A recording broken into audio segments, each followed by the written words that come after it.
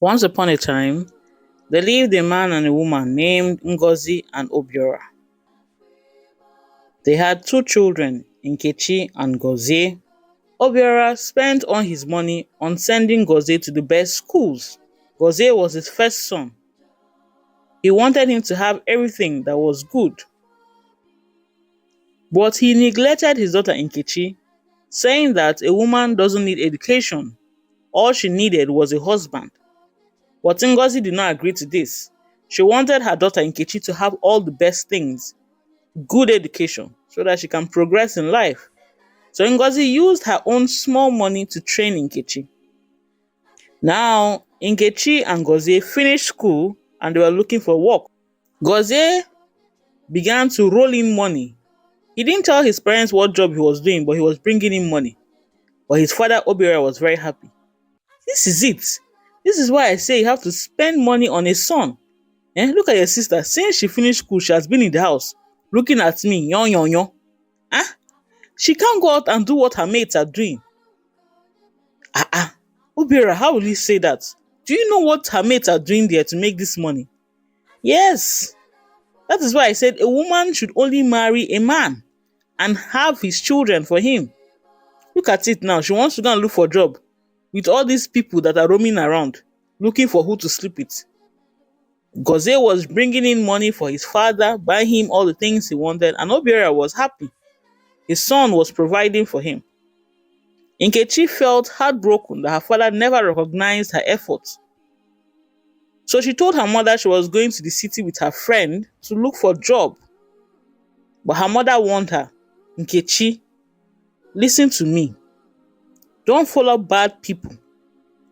Just be faithful to your God and He will answer your prayers.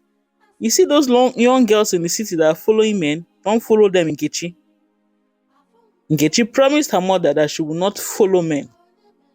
She went to the city and there she stayed with her friend called Aboma. Now, Aboma was a top-time runs girl. She only dealt with rich men. Nkechi did not know this. Aboma had told her that she had a job for her, and that is why Nkechi agreed to come and stay with her. But when Nkechi got there, she saw a different side to Aboma that she never knew before.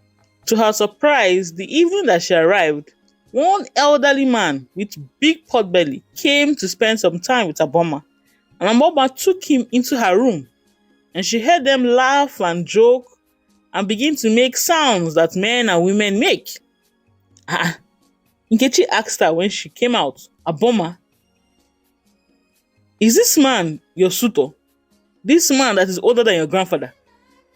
Look at you. You're older than your grandfather. If I tell you how much this man has dropped for me today, my dear, just be there looking for a job. You don't know what is going on here. You will eat gari, and sleep on gari. Don't touch any of my food here. If you don't want me to show you the way, better go back to the village. Aboma, but this man is older than your grandfather. Even if he must do this, can't you see young men? Those ones are very stingy. They will not drop anything for you. These old ones are the best because they know how to take care of a woman. Aboma, but this is not your husband. I am sure this man has a wife, children, and even grandchildren. Nkechi, if you're here to disturb me, please pack your things and go back. It's okay. I'm not here to disturb you. Nkechi continued to stay with Aboma. Every day she would go out and apply for a job, but nothing was happening. It was as Aboma had told her. Many men wanted to sleep with Nkechi before they gave her a job, but Nkechi refused, remembering what her mother had told her. She did not want to sell her body for money. But what else could she do? Now one day, as Nkechi was looking for a job in the city, message got to her that her father, Obiora, had slumped and was in the hospital. The problem now was nobody could find Gozie. They had heard that Gozie had been locked up in prison because he was an armed robber. But nobody saw him, nobody knew which prison. And because they were not rich, her mother couldn't produce the money. If they did not produce the money necessary for Obiera's treatment, Obiera, her father, would die. Nkechi began to panic. She begged Aboma for help, but Aboma refused to help her. Is it not you that said my money is Ron's money? Is it not you that said my money is money that I obtained by selling my body? So why do you want to use my money to treat your father? You better go and look for money before your father will die. Nkechi began to cry and cry and cry. Then, as a last resort, out of desperation, she agreed. She told Aboma to take her to the woman who introduced her to such men. Aboma was happy. She immediately took Nkechi to Ezewine. Ezewine was the woman who linked up young girls like Aboma to rich men who wanted to have fun. Now that night, Ezewine had introduced a man to Nkechi. Nkechi was to go to his room and do as he said. As Nkechi was walking towards the man's room, she kept crying. She kept calling for her mother to come to her aid. What else could she do? Her father was going to die and Gozie was nowhere to be found. Nkechi opened the door, and once she entered, she saw two men. The man she was supposed to meet was named Okoro. Okoro turned and looked at her. Are you the one? Beautiful girl like you, why are you crying? Come and rub my tummy, he said.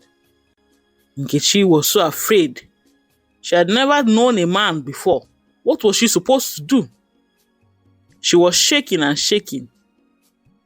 Then she began to beg the man, please sir, help me. I've not done this before. All I need is money for my father. What nonsense is this? Did I tell Ezewine to bring this type of stupid girl to me?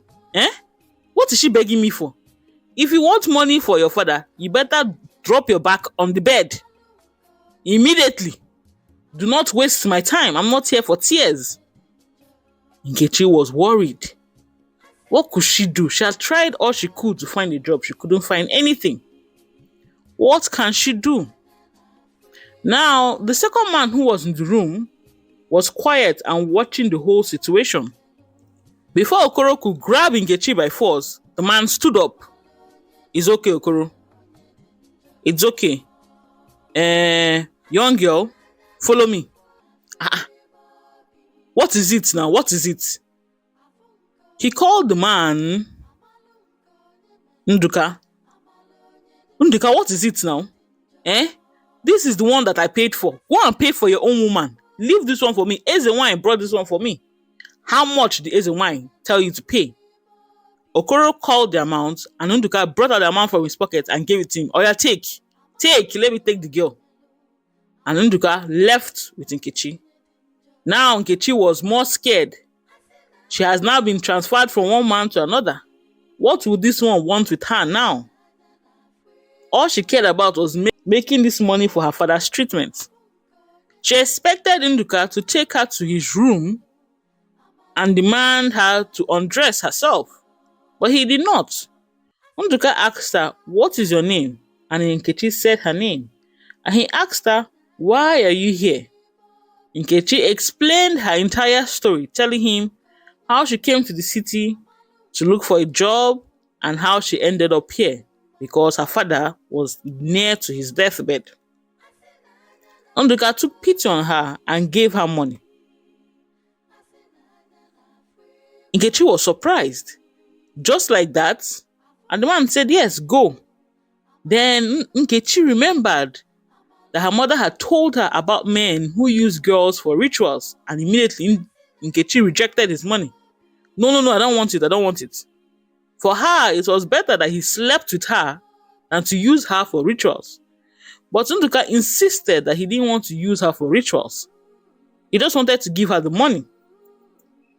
Nkechi was so surprised. She thanked Nduka and took the money. She was about to leave when Nduka told her, Nkechi, do not come back here again and do not go to Ezenwai anymore.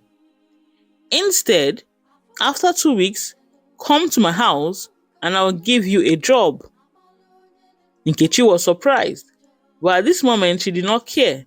She immediately went to the village and straight to the herbalist where her father was and paid the money for the treatment, and her father was able to be saved. Obiora, the father, was so grateful. He thanked the gods that they had given him a daughter like Nkechi. Now Nkechi asked her parents, so what happened to Gozie? And her mother explained that Gozie had been taken by the police officers. He was an armed robber, and that explained how he made all the money he did. Obiora, his father, was so disappointed. He was so heartbroken. His one and only son that he trusted, that he spoiled and provided everything for, had disappointed him. And here, Nkechi, his daughter, that he did not provide anything for, came and rescued him. After making sure that her parents were okay, Nkechi went back to the city and went to Nduka's house. And there, Nduka gave her a job in his company. What Nkechi did not know was Nduka worked with the policemen in the city to investigate Ezenwai and her customers. The police officers wanted to eradicate the business that Aboma and Ezenwai were into, and Nduka was a spy. And because of Nduka's information, Ezenwai and all her customers were arrested. Aboma eventually discovered that she had gotten a disease, and the disease was eating her up. She had a very short time to live. And then she sent for her friend Nkechi, telling Nkechi that Nkechi made the right decision. Look at me now. Krokro everywhere. Pus everywhere. I am in pain every day. The doctor has said I only have 3 months to live. 3 months, Aboma. You have seen it now, Nkechi. Hey, God. God, I've made a mistake. And so it was. After 3 months, Aboma died. Nkechi continued to work for Nduka's company. And eventually, she found a man that loved her and married her. And Nkechi, with the money she had made, was able to take care of her parents. She bought everything her mother had ever wanted, making sure they lived the best lives until they died.